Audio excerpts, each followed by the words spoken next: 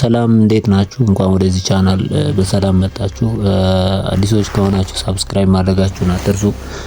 ላይክ ብላችሁ ቪዲዮውንም ጀምሩትኝ። እንግዲህ ዛሬ ከተምብኔሉ እንዳያችሁት እንዴት ሸዋሸዋ እንደምትደረጉ በየጊዜው ለማሳየት ያህል ነው። ይሄ ደግሞ እንግዲህ ኢቭን ማለት በሚታወቁ ሰዎች በታዋቂ ሰዎች እንኳን አድቨርታይዝ ተደርጎ እንደምትበሉ ስካመሮች እስከዚህ ደረጃ እንደደረሱ ቪዚብል ስካመሮች ማለት ነው። በግልጽ የወጡ ስካመሮች እስከዚህ ደረጃ እንደደረሱ እንድትረዱ ለማድረግ ያህል ነው። በዚህ ቻናል አንዳንድ እንትን ላይ ገባ እያለን እንዲህ አይነት ሰዎችን ማጋለጥ እንዲህ አይነት ኮሚኒቲዎችን እንዲህ አይነት ፕላትፎርሞችንም ሆነ የተለያዩ ስካም የሚያደርጓችሁን በማጋለጥ እንቀጥላለን ማለት ነው። ዋናው ስራ እንዳለ ሆኖ ማለት ነው። ሰሞኑን አንድ ቪዲዮ ወጥቷል። ቪዲዮ ደግሞ ዳናይት የተባለች ልጅ በማስታወቂያ ስላየናት ወይም ደግሞ በቃና ቲቪ ላይም እንደዚሁ ሲተላለፍ ስለነበረ ህዝቡ አምኖ ገንዘብ ሰጧቸው ወደ ውጭ ሀገር ሊሄዱ ነው። ከሰጣቸው ኤማልትራ ኮንሰልተንሲ እንዳጭበረበሯቸው እስካሁንም ብር እንዳልሰጧቸው ይናገራሉ። ቪዲዮውን አይተን ነው እንመለስ። አንዴ ምን ያህል አለማሰቤ ግራ ይገባኛል። በ56 ሺህ ብር ልካለው ስባል ቃና ቲቪ ላይ ነው ያየሁት። ከዛ በኋላ አንስተውታል። ይገርመኛል። በዱቤ እንልካለን 20% በዱቤ እንልካለን ወደ አውሮፓ ሀገር የሚለውን በፈልገው አጣሁት። ተስፋ ቢሰንናል ማለት ነው። በራሴ ነው ባለውበት በትምህርት ደረጃ ያለኝን እንኳን በእጅ ያለው ነገር እንኳን መስራት እስከማውቃት ድረስ ለምን ተስፋ ሁሉ አሟጥጬ ያለው እዛ ላይ ስለነበረ ማለት ነው። ቤተሰብ አመነኝና ተበድሮ አራጣ በክፍለ ሀገር አራጣ ተበድሮ 100 ሺህ ብር ላኩል። ያን ብር ከፈልኩ። አሁን ቤተሰቦቼ በየወሩ ከ6 ሺህ ብር በላይ ይከፍላሉ አራጣ።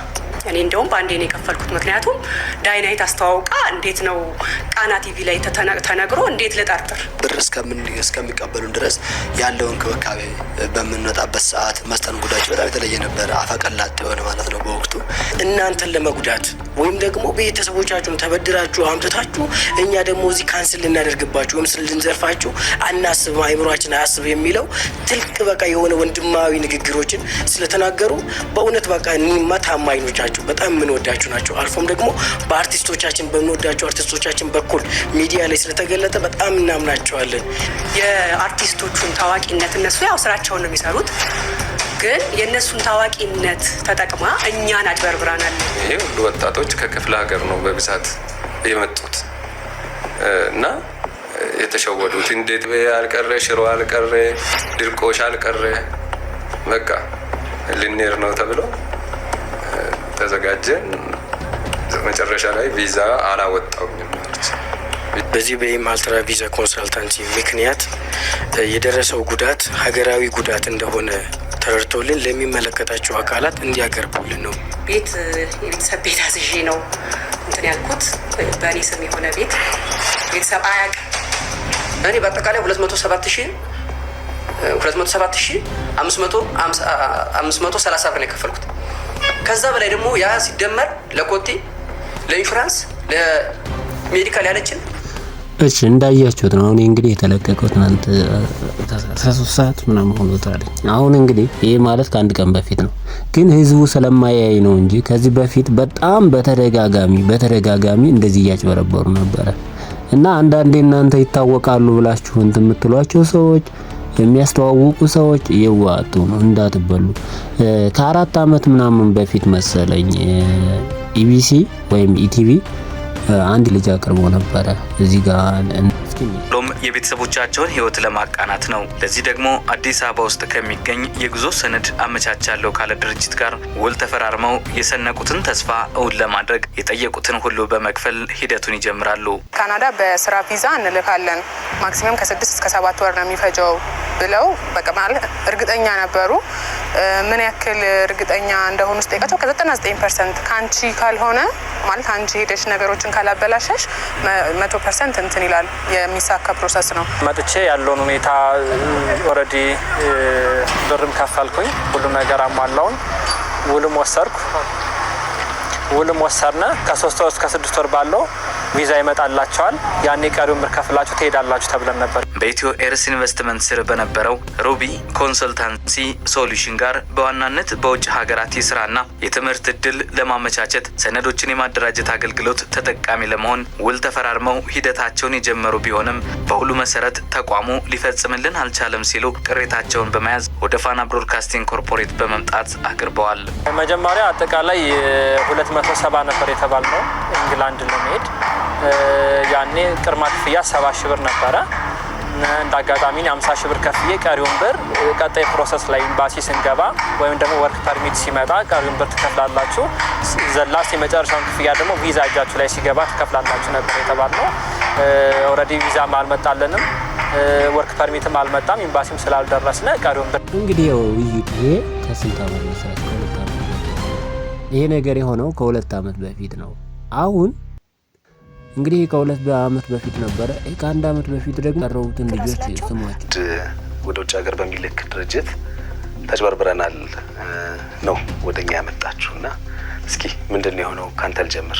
ብቸኛ ወንድ ስለሆንክ እኔ ከጀመርኩ ከ6 ዓመት በላይ ሆነኛልና መጀመሪያ ስጀምር ኢትዮ ኤርስ በሚለው ካምፓኒያቸው ነበረ አበጋዝ እያሉ ማለት ነው። ከአበጋዝ ወርቁ ህንፃ ሄዱ። ከወርቁ ህንፃ ደግሞ 4 ኪሎ አምባሳደር ህንፃ፣ አሁን ደግሞ ጉርድ ሾላ አበባይ፣ እንደዚህ በቃ ቢሮ በቃ ያየረው ቁጥር እንትን እያልኩ ነበር። ምንድን ነው ማለት አንተ መጀመሪያ ወደዛ የወሰደ ምንድን ነው? እስቲ በዝርዝር ነገር። ወደ ውጪ ሄጄ ቤተሰቦቼንም ያው ልጅ አለኝ እና እነሱን ለመርዳትና የተሻለ ህይወት ለመኖር ያለው ሁኔታ ከተመቻቸልኝ በሚለው አንጻር ነው ወደ እነሱ የሄድኩት። ያሉትን ማስታወቂያዎች አይቼ ማለት ነው። በምን አየህ ማስታወቂያ? ማስታወቂያ ያዩት ቃና ቲቪ ላይ እና ጓደኞቼም እዛ የተመዘገቡት ነው ይዘውኝ ሄዱት። የት ሀገር ለመሄድ ነበረ? መጀመሪያ ስመዘገብ ፖላንድ ነበረ። ከዛ ወደ ሮማኒያ ያደረጉኝ። ፖላንድ ተዘግቷል ብለው ወደ ሮማኒያ ያደረጉኝ። እንዴት ነበረ? አንቺስ ወደዚህ ድርጅት ሄድሽው መቼ ነበር? በቲቪ አይቼ ነው የመጣሁት የዛሬ 4 ዓመት። በቲቪ የተለያየ ሀገራቶች አውሮፓ ሀገር እንልካለን ብሎ ነው የቲቪ ያስተላለፉና በቲቪ አይቼ ነው የመጣሁት። በቲቪ ማስታወቂያ አይቼ ነው የመጣሁት። 4 ኪሎ ነው የጀመርኩት። 6 ወር እስከ 8 ወር ትቆያለሽ ብሎ ነው ያስጀመሩኝ። 200 ሺህ ብር ነው አሉኝ ክፍያው ማለት ነው። መጀመሪያ 60 ሺህ ብር ከፈልኩኝ።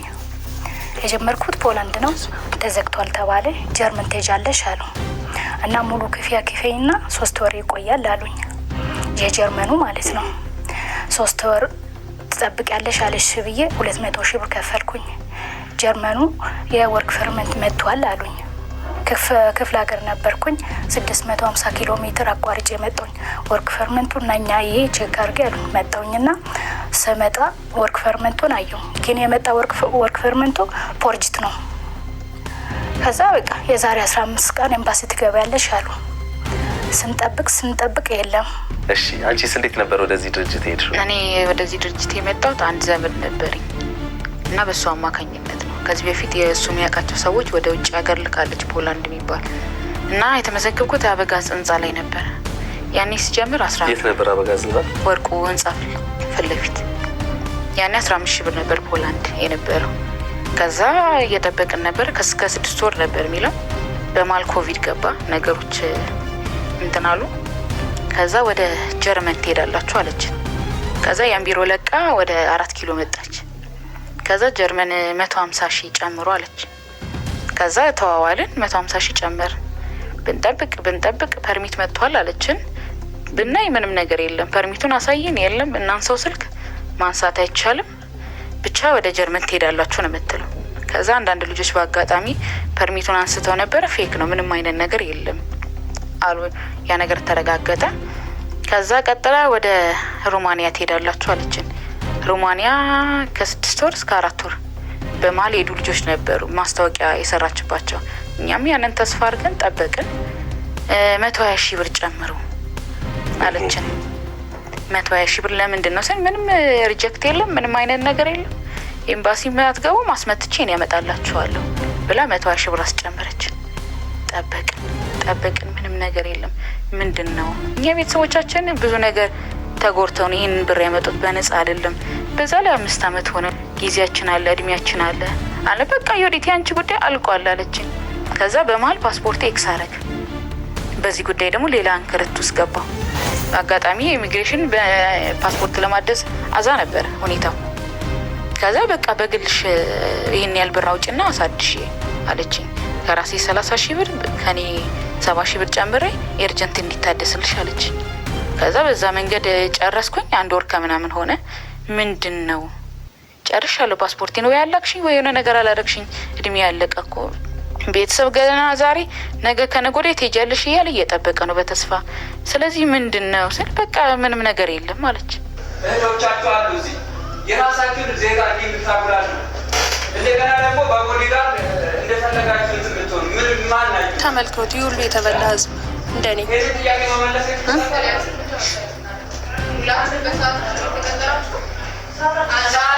ሰዓት አንፈልግም እናት። በመሀል በቃ በተለያዩ ግሩፖች ያው ክሬት ያደርጉልናል።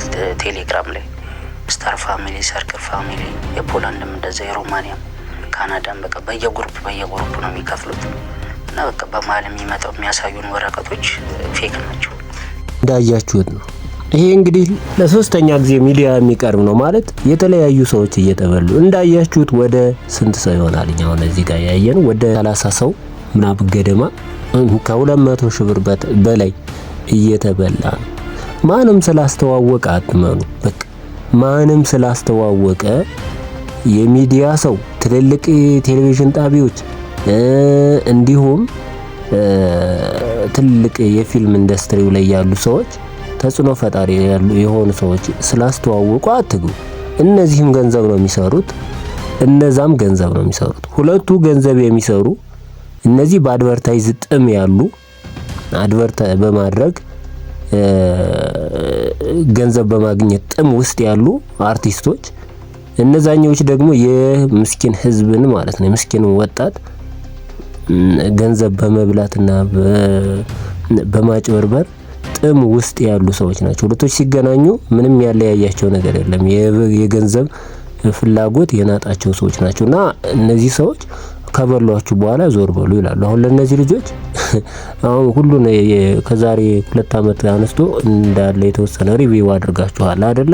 እኚህ ሁሉ ሰዎች ስንት አመት በፊት እንደተበሉ ስንት አመት እንደቆዩ ጊዜያቸውን፣ ተስፋቸውን፣ ገንዘባቸውን ያጡትኝ እና በዛ ላይ የቤተሰብ ተስፋም እንዲሁ ማለት ነው። ምን ያህል ከባድ እንደሆነ ከዚህ ሀገር ዳግም ዙሮ ለመስራት ምን ያህል እንደሚከብዳቸው በራሳቸው ለመቆም ምን ያህል እንደሚከብዳቸው ሰው እና ለማንኛውም ማንም ሰው እንዳያጭበረብራችሁ ቪዲዮ ለሁሉም ሸር አድርጉትኝ ይድረስ። ብዙ ሰው በዚህ መንገድ እየተሸወደ ስለሆነ እኔ ዩቲዩብ እንትን ከሌላ ቪዲዮ ስላነሳሁት ምንም አይነት አይጠቅመኝም። የቪዲዮ ለኔ ዩቲዩብ ቻናል ግን ሌላው ህዝብ ቢያየው ይጠቀማል።